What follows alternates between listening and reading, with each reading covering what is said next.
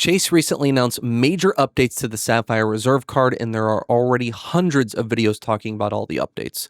The credits were leaked a few weeks before the official announcement by Chase, and the leaked changes were pretty close to the truth, actually. I even made my own video talking about the rumors a few weeks ago. But in today's video, I'm going to take a different approach. I'm going to analyze whether you should consider upgrading your current Sapphire Preferred, Freedom Unlimited, or Freedom Flex card to the Sapphire Reserve before June 23rd in order to lock in the lower annual fee of $550 before the new $795 annual fee goes into effect. With this strategy, you'll be able to essentially take advantage of all the new credits and benefits without paying the new annual fee. My wife has both the Freedom Flex and the Freedom Unlimited card, so I'm trying to decide myself whether we should upgrade one of those cards to the Sapphire Reserve before Monday. This video has a real life impact for myself. I'm going to try to make that decision by the end of this video. We're going to do the analysis to make that choice. So I'm quickly going to touch on the credits and benefits, and then we're going to dive right into an analysis on whether upgrading makes sense for me, how much value I could potentially get out of this strategy, and whether or not I would recommend this to people in similar situations like yourself. If this type of content sounds interesting to you, please like the video and consider subscribing to the channel. Your support is greatly appreciated. Without further ado, let's dive right in. All right, so here we are on the landing page for the new Chase Sapphire Reserve card. So like I said, I'm not going to spend a ton of time going over every single benefit and analyzing here in this instance, since you've probably already watched a video or two on the benefits. It's well out there. This is not the first video that's come out to talk about the benefits. I just want to do a quick high level, and then the meat of this video is going to be the analysis of the credits and benefits and whether that makes sense to upgrade, and just kind of going through one by one and determining, what kind of value you can actually expect to get out of these credits, and how they can apply to a real life situation. So we're going to just quickly go through the benefits. 8x points on Chase Travel, 4x points on bookings directly with the airline or hotel, $500 edit credit, $300 flexible travel credit. So that stays from the previous version of the Sapphire Reserve. That's good news that $300 credit stays. The 3x general travel is gone and replaced with 4x on just airlines and hotels. So moving down, points boost, so you can get up to 2x when you book through the portal, particularly on the edit through select airlines through Chase Travel. So you're no longer guaranteed to get 1.5 cents per point at a base level. You can get upwards of 2, but you can also get down all the way down to 1. So I'm skeptical how this is going to roll out. As I'll show you in my analysis what I kind of think of the edit credit and how this could apply and be useful there. But overall, I think that is a loss for this card to lose that guaranteed 1.5x. Moving on down here, the Chase Sapphire Reserve Lounge network, that does not change. You still get access to the Sapphire Lounge and then Priority Pass. So that is still the same. The edit, so this is, you get a $500 credit, so broken up into two $250 statement credits, one January through June, another July through December. Moving down, Reserve Travel Designers. This is just like a travel agent or a concierge service. I don't plan to use that. I like to book my own travel. Moving down, IHG One Rewards Platinum Elite status. That is a mid-tier status through IHG, which you could get some benefits from. But that is one benefit that was not leaked, that they kept close to the vest. So that is good to see when the actual changes come out. This is one that was not leaked originally. So good to see a new benefit there. Global Entry TSA PreCheck. Every premium card has that. The trip cancellation, all of the protections and insurances, that does not change, which is good to see. Chase Sapphire Reserve has best-in-class insurances and protections, so good to see that those remain. Dining still gets 3x points on all dining. What is new is you get this $300 annual credit when you use Sapphire Reserve exclusive tables. That's broken up into two $150 credits per year. Similar to the edit credit. So that is an interesting new credit that we've got here. Moving on down, a lot about food and experiences here. They're rebranding from a travel card to an experience card. Apple TV Plus, you get that in Apple Music. $420 DoorDash, $120 $10 monthly credits on Lyft. Peloton is a new credit. I'm not interested in that one bit. Finally getting the StubHub credit, $300 in annual credits again. Seeing a pattern here broken up into two $150 credits. and we're going to scroll down here. We've got the shops at Chase. You don't get credits through the shops at Chase unless you spend $75,000 in 1 year with this card, which brings us to the end here. So these 75K perks, if you spend $75,000 in a calendar year with this card, you get IHG Diamond status, so bumps up to the top level IHG status from the already given Platinum. You get a $500 Southwest Airlines credit, A-list status with Southwest, and then you get $250 credit in that shops by Chase. So those are the credits and benefits. Quickly went through those, and now we are going to jump into the actual analysis. I've got a spreadsheet built out here. We've got all of the different benefits in column A, and then in column B, we're going to go through one by one and assign what I believe to be a reasonable value for my situation. So as we dive into this, I want to just caveat that I think a good way to assign value to these in a conservative way, to where you're not overvaluing these benefits, is to think in the terms of if somebody was going to offer you this without having it be related to the Sapphire Reserve at all. So let's say somebody walks up to you and say, I am offering you a $500 edit credit split up into two $250 credits per year. How much would you pay me for that privilege? So without any other factors, nothing, just how much would you pay me? Obviously, you wouldn't pay $500 because you'd rather just spend $500 and keep your cash and keep your flexibility and pay it. And that's kind of how I'm going to think about going through this. So back to the list here. 8X travel. So airfare, that's what is important to me. If somebody said, how much would you pay in order, and how much value do you think you might get to get that extra 3X boost on travel compared to my other options, I would probably assign a value to myself of about $25. It's a good benefit. It is better than the other competitors out there. Earning 8X Chase Ultimate Rewards points on travel, airfare booked through the portal is pretty attractive to me. Something to note, if you're new to travel portals and booking in that manner, if you start to compare like Google Flights lowest price, available price, to what you see in the Chase travel portal or the Capital One portal for that matter, or other travel portals, typically the basic economy fare is not an option in any travel portal. So like you might see like a United flight and it'll automatically show you that lowest cost, and it's going to be that basic economy with the most restrictions. You can't change it. It's non-refundable. So that's the price you're going to see, which is going to be 9 times out of 10, almost always lower than what you see in the travel portal. So in my opinion, and my advice to you would not to book any basic economy flights. They're super restrictive. If your plans change, you're going to get screwed. So I don't even look at those basic economy rates when I'm comparing prices. So I just want to kind of call that out to somebody if you're new to this game, and start to poke around and see if this is worth it for you, if you want to actually book through a travel portal. With all that being said, 8X travel, it's a decent benefit. Is it a crazy benefit that I'm super psyched about? No. So that's why I'm assigning a $25 value to it. So next up on the list is 4X hotels and airfare.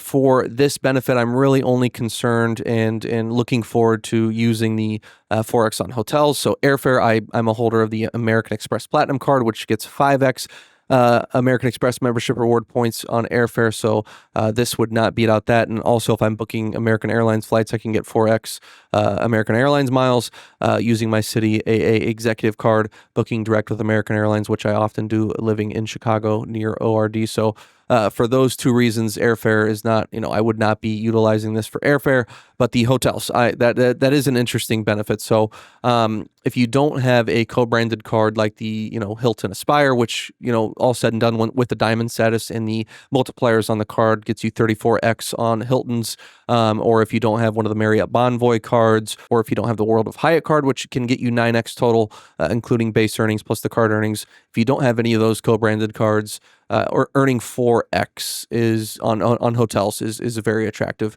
rate, and that's something that I would look to utilize if I had this card. So that is a decent benefit there, and something that would be worth it to me. I'm gonna say that's worth $50 to me. So again, these amounts probably won't be the same for you. If you got the Hilton Aspire and you only stay at Hilton's and you're getting that 34X, you're never going to use 4X on the Chase Sapphire Reserve. So that you would assign a $0 value to that. So this list is, obviously unique to me, but I think, hopefully you get some value and some insight from kind of me talking this out loud as I go through it and get some ideas for your own situation here. So moving on. Next is the $500 edit credit. So this is This is an interesting benefit. This is, I would say, probably one of the flagship benefits that they're kind of launching this with. They're really making a push for the Edit.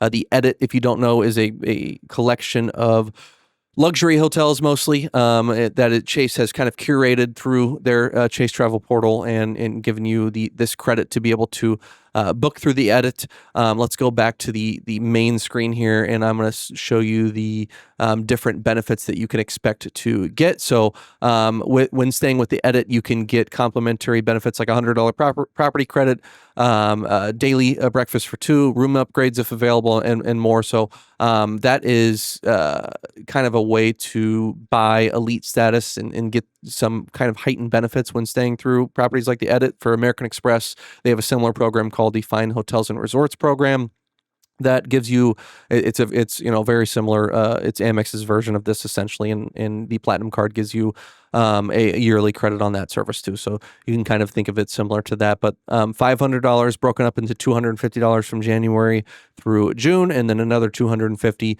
from July through December. One major caveat on this is that it's a minimum of 2-night stay per $250 credit. So unfortunately, you're not going to be able to, break this up into one night stay. So that kind of hurts the value, in my opinion, there. But I think something that in an idea that is going to increase the value, in my opinion, for this is that you should be able to use points in conjunction with the Edit credit. So currently, what I mean by that, through the Chase travel portal, you are able to, if you book with points, and let's say you need, 75,000 points to book a hotel, and you only have 50,000 points in your account, well, you can apply those 50,000 points to that booking and then make up the difference of that $250 value in cash. So that is what I expect to carry over and to be able to be used for the Edit here, if they don't majorly change Chase Travel, which it's possible they could by the time that they launch this. But like, if things stay the same, theoretically, you could use the points boost feature. And mainly what we're concerned about is here you can earn 2x on the Edit. So Frequent Miler reported that you should be guaranteed to earn 2x points on the Edit. On any Edit property. So you should get that 2x points boost. So what that means is that you should be able to use your points at a 2 cent per point valuation and get it to where you are using your points to the effect where it'll leave $250 in cash remaining. And then you pay exactly $250 in cash to trigger and get that maximum benefit on the Edit credit. So that, in my opinion, would be the way to maximize this benefit and getting that 2 cents per point, and then kind of exactly triggering that credit. So that could be a potential, a really, really good benefit there. With all that being said, because of the restrictions of having to do it 2 different times a year, because of the restriction of having to do 2-night stay minimum on this, I'm going to assign a conservative value of this benefit to myself of $200. It's very conservative, 200 out of 500. I myself, along with my wife, we like to go to these types of nice hotels. Already that's a part of our travel habits. We like to, that's the way we like to travel. There's some really interesting ways to, take advantage of this. I've been looking through the property list, and there's a lot of Four Seasons properties, for example, that are typically not available to be booked with any type of points or any types of loyalty programs, transfer partners through different banks. So that's something that I've got my eye on, to be able to experience a Four-Season property. Spent enough time talking about that, but I thought it was important to kind of highlight kind of this main benefit and a way that you could potentially really maximize it for those who are trying to make this calculation. So I think that's in my opinion, the way to maximize it. So I already talked about the points boost. Outside of the Edit, I'm going to assign this a $0 value myself personally. And I know that's weird because I just talked about how it could be a great thing with the Edit. I'm assigning that kind of points boost and that $200 value just with the Edit. Like, I don't plan on using the points boost outside of the Edit and trying to trigger that credit. Personally, I would rather save my points and maintain that flexibility to transfer to airline or hotel partners, particularly Hyatt, where I can get higher than 2 cents per point. So I'm going to assign the points boost by itself outside of the context with the edit at a $0 value. I hope that makes sense. Next up, I've got here lock in 1.5x. So what do I mean by lock in 1.5x? If we go back to the landing page, go up to the top here where it talks about the kind of disclosures and information for existing card members or card members who have applied before June 23rd, which would be us. The recording of this video is Friday, June 20th, so we still have a few days to make that decision.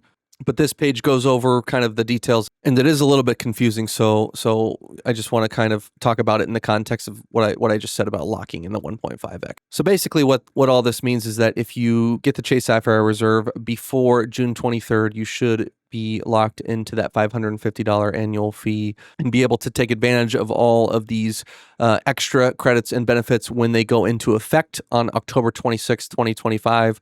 And theoretically, you're not going to be charged your new $795 annual fee until the following year in 2026. So, and the reason why I keep saying theoretically and maybe is because it's not an absolute slam dunk guarantee that this is going to work out the way that I'm explaining it is. I personally feel a high enough amount of confidence in order to most likely go through with this upgrade with all this information, as a basis to it. But I don't want somebody to watch my video and then upgrade their card before June 23rd, and then Chase decides to pull a fast one and say, actually, we didn't specifically mention product upgrades, or actually, we're going to, they're for some reason going to, charge your, make your card anniversary date after, October 26th, and then you're going to have to pay the $795. So it is, in my opinion, highly unlikely that happens from all the research I've done. And shout out to Frequent Miler, who just released the podcast kind of diving into this.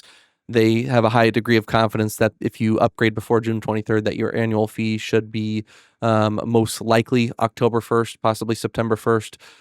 But I just want to throw that caveat out there that there is a world where this doesn't work out and you get charged a $795 annual fee even if your product changed before June 23rd. So major call out there. Anyways, back to the review. So anyways, where this comes into effect while I was talking about the locking in the 1.5x. So if you, for all points earned before October 26, 2025, right here in this section, you'll automatically get the best offer available, whether it's points boost, which is up to 2x, or the current 1.5x that is guaranteed on as a baseline on Chase Travel when you have a Sapphire Reserve and you use your points to book travel through the Chase Travel portal. That runs through, so for all points earned before October 26, 2025, you get the option to use that 1.5x through October 26, 2027. So long-winded way of saying, when I put the lock in the 1.5x, that's what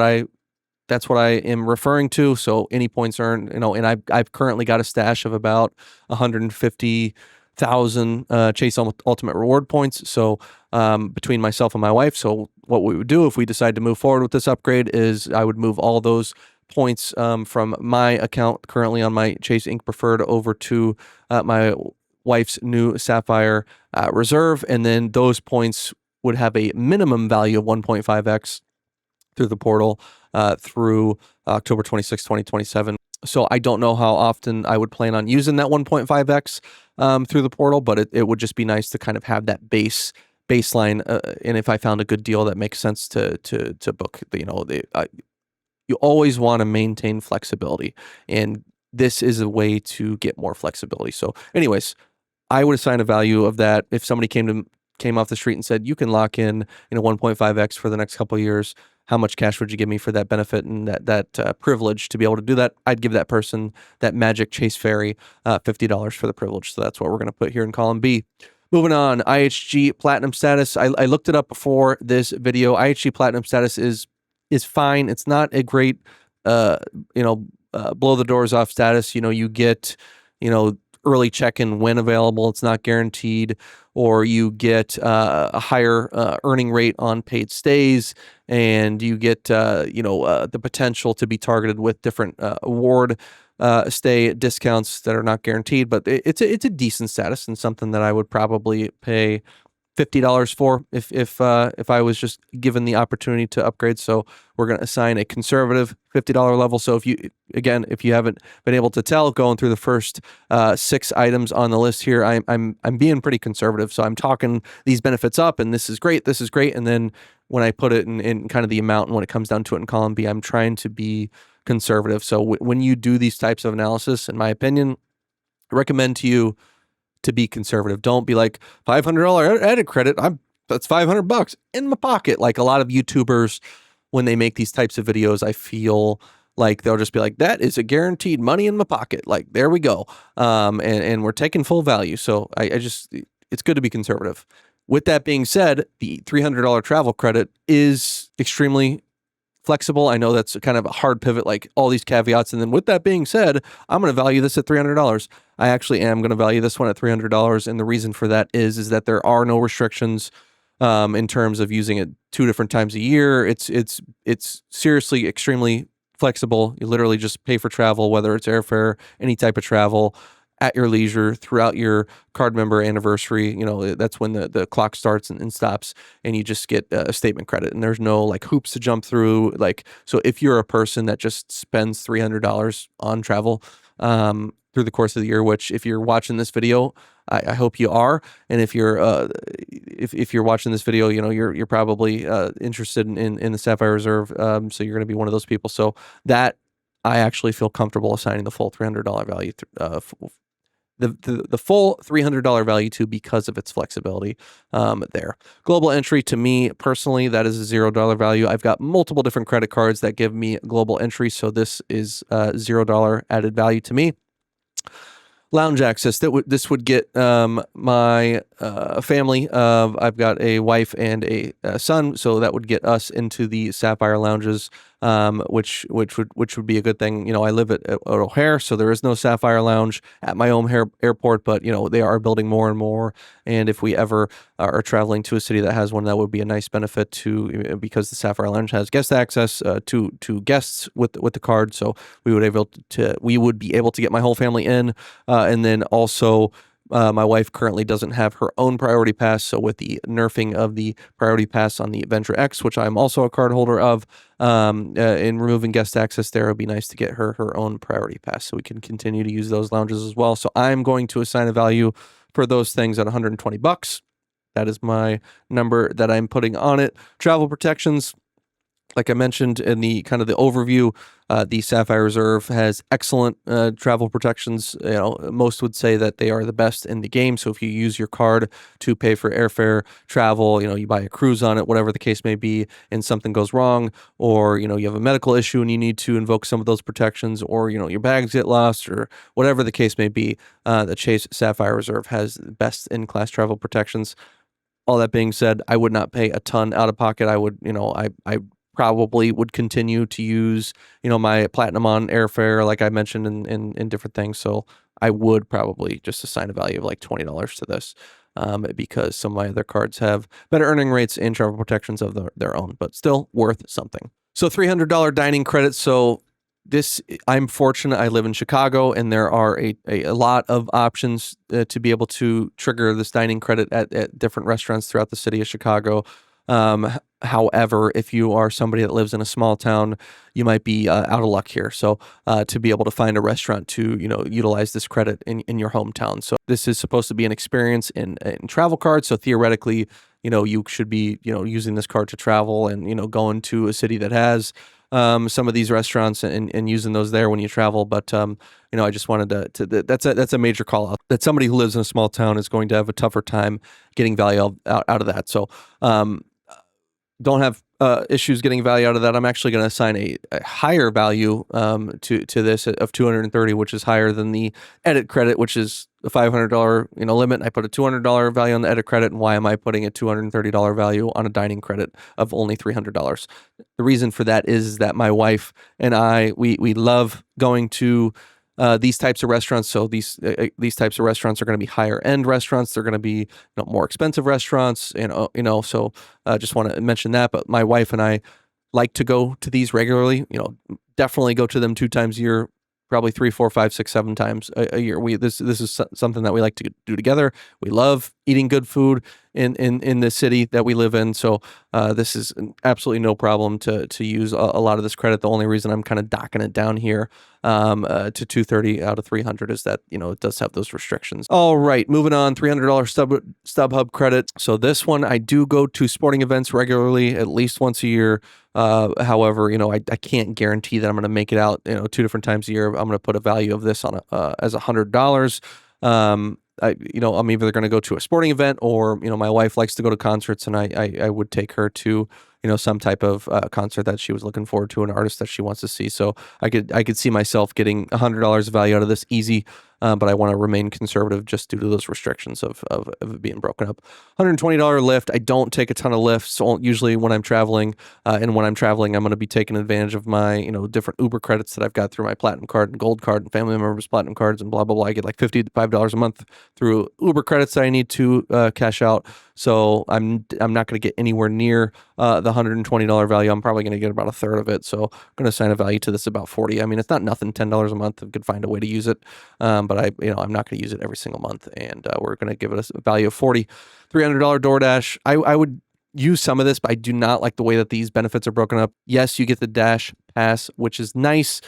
However, they are broken up into, I believe, like, you know, 2 $10 grocery things and a $5 restaurant credit per month. It's confusing. I haven't really dove into it, but I think what I just said is correct. It's like $25 a month, but it's not just $25. Here you go as a credit. It's like $10 one time at, you know, a grocery thing, $10 another time at another grocery. It's restrictive, weird. I don't like it a ton. I already use. I have 2 different $10 Grubhub credits that I have to maintain, so this would be a pain in the ass for me to tack on to. So definitely not going to get the full $300 value. I'm going to be super conservative on this one. $50 is what I would kind of pay for this or assign a value to. Finally, the 75K benefits that I talked about at towards the end of the list here. If you spend $75,000 on this card, you unlock these IHG Diamond Elite status, the $500 Southwest Airlines credit, A-list status, and then $250 shops credit. So am I going to spend $75,000 on this credit card? Highly unlikely. Is it 1% possible that I would? Yes. And what would I pay for the privilege of being able to kind of chase those values and to have this as even an option? I would pay $10 out of pocket right now just to have that as a possibility that I may, you know, that very small chance that I may kind of go after that. And in order to earn those benefits, I'd pay $10. So there you have it. Everything calculated here. So the annual fee, $795. The total value that I'm getting, again, very, very, very conservative for my use case. Me living in a big city, me living in Chicago, me having different values assigned to giving my wife lounge access, and our already organic spending habits of going to, like, you know, fine dining restaurants, and I already go to sporting events. I'm putting a value on the 1.5x, everything. I feel like I was very fair and conservative with this, and it still comes out to $1,245, and you see that there's a difference here. I would actually be a net of a negative $450. So it'd be gaining $450 of value if I decide to do that. And that is not even considering that I would be paying the first annual fee of $550 like I just went over. So we're going to update that here from $795 to $550 for that first year. That's going to be $695 in value. So that's a pretty significant chunk of value. Again, being conservative, there's a possibility that I can get even more value out of it there and push upwards of 1,000. So after running all those numbers, I think it's a pretty clear choice for myself and my family in order to at least take advantage of it and test drive these benefits for a year. If I'm going to get this massive amount of value and I'm going to get this lower annual fee, and then when that next year comes, that $795 hits the account, I can have 30 days to make that decision. You know, I mentioned throughout this video that I already have the American Express Platinum. I have the Capital One Venture X. I have the Citi AA Executive Card that is its own coupon book with monthly credits and benefits, and it's a premium travel card in and of itself. Obviously, I'm managing a lot of annual fees, so I think in credits and benefits, I would not recommend somebody in one person, just the average Joe watching this video, would not recommend that you have that many different type of premium travel cards. This is my hobby. I make YouTube videos out of it. This is my passion. I don't look at these credits and coupons as something that's a huge burden and, oh my God, I got another thing to think about. I think it's fun to find these types of value. How can I maximize that edit credit? Can I stay at 4 seasons? That's a new thing that's unlocked. What does that IHG Platinum status give me? What kind of restaurants can I go to? Like that type of stuff is really fun for me. So it's not a burden. So if you're just an average person and you're just like, what the hell is going on? Like, you just, this is way too much for me. I've already got an American Express Platinum card and I have trouble keeping up with those, monthly credits. I probably wouldn't recommend this for a person like that. So just wanted to mention that. With that being said, I think there is an opportunity for some major value if you play it right and you really stay on top of your credits and make sure you utilize these to the fullest extent. So as I was editing this video, I realized I completely forgot to mention Apple TV Plus and Apple Music. I use Apple TV Plus intermittently, so I'll sign up for a month when a new show comes out that I want to watch. So I'd put a value on it at about $30 for the whole year. So just wanted to mention that. So I just found myself $30 more. So that brings us to the end of the video. I hope you enjoyed this discussion and going through all of the credits, the benefits. I hope this was helpful for you. Again, if this was you found value in this video, please like the video, consider subscribing to the channel. If you want to see more content like this and different types of breakdowns and strategies and how you can maximize these points and miles and maximize your credit card spend, subscribe to the channel. I talk about all this stuff all the time. Happy to connect in the comments section. Let me know your thoughts in the comments on this particular video and this Sapphire Reserve. I think this could be a polarizing one. There's some people are going to go, I hate it. I'm not spending all this money and this annual fee is ridiculous and I hate these credits. Like, there's going to be people like that, and then there's going to be people like me who, like, I don't mind these credits at all in managing these, and I think these are going to be a net positive. So interested to hear that discussion. Last thing I'll mention is if you're interested in applying for any of the cards mentioned, I'll leave my referral links down in the description and in the pinned comment below. If you choose to apply through one of those links, I would greatly appreciate it. That support means the world to me. With that, we're going to end the video.